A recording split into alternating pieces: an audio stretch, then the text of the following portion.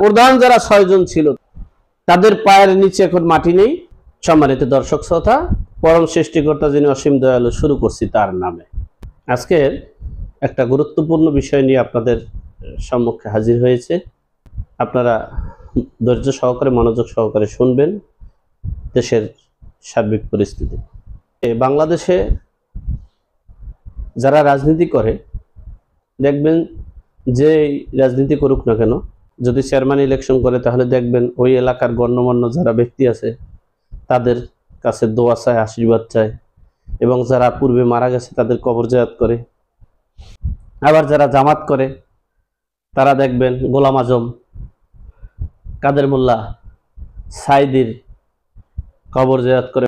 আর আমাদের এই সমন্বয়কারীরা তারা প্রথমে কোটা সংস্কার আন্দোলন করেছিল, এরপরে বিভিন্ন রাজনৈতিক নেতাদের টাকার বিনিময়ে, মদদে এবং সকলের সমন্বয়ে দেশে একটা নৈরাজ্য সৃষ্টি করেছিল। সেই নৈরাজ্যটা বঙ্গকন্যা শেখ হাসিনা অনুভব করতে পেরে তিনি প্রাথমিক দায়িত্ব রাষ্ট্রপতি ও সেনাবাহিনীর কাছে দিয়ে তিনি দেশ ত্যাগ করেছেন। এর ফলেই তারা এই হরিলুটের দেশ বাংলাদেশ হিসেবেই এই গণ অভ্যুত্থান ঘটাইছে।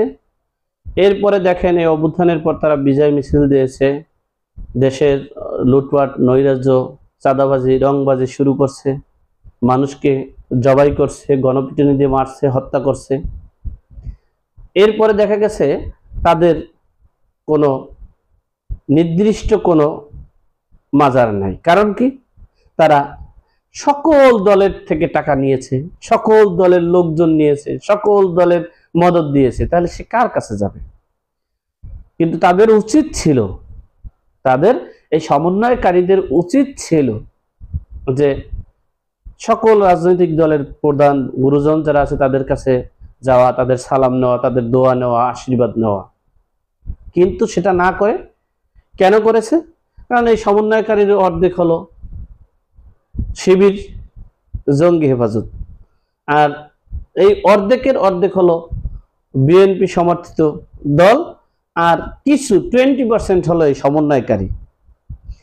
20% সমন্বয়কারী তারা তো আর বুঝতে পারেনি যে এই দলগুলো টাকা দিয়ে, মদত দিয়ে এবং পাকিস্তানের থেকে অর্থ আসছে, তাহলে তারা তাদের নির্দিষ্ট কোনো প্রভু নাই।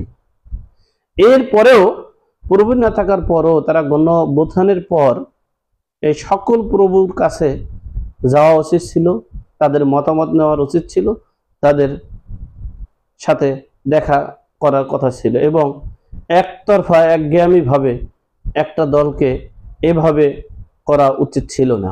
তাতে দেখা গেছে এই সমন্বয়কারীরা, জঙ্গির সাইড হয়ে গেছে, শিবিররা শিবির সাইড হয়ে গেছে, সাধারণ কিছু আছে তারা সাইড হয়ে গেছে।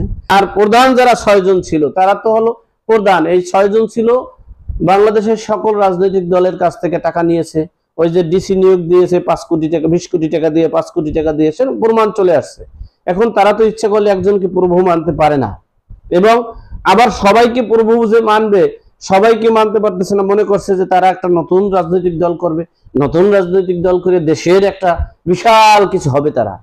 কিন্তু দিন শেষে দেখা গেছে তাদের যে এখন করুণ অবস্থা, তাদের যে এখন যে মানে যে হাল, তাতে তাদের যে সামনে অদূর ভবিষ্যতে হয়তো বা অল্প কিছুদিনের ভিতরে তাদের যে অস্তিত্ব নিয়ে বিশাল একটা সমস্যা হবে, এবং তারা এই দেশের শত্রু হয়ে দাঁড়াইছে, এই দেশের জঞ্জাল হয়ে দাঁড়াইছে, এবং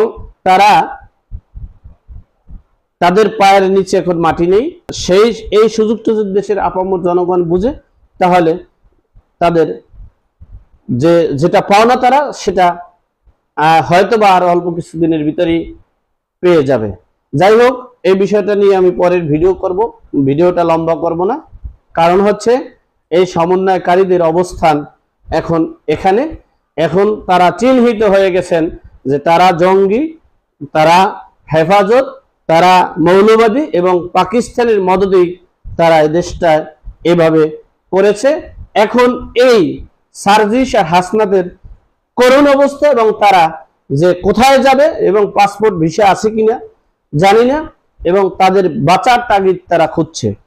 তো আমি সর্বোপরি তাদের মঙ্গল কামনা করি এবং তারা যেন এই দুরবস্থা থেকে উত্তরণ পাইতে পারে সেই প্রার্থনা করছি।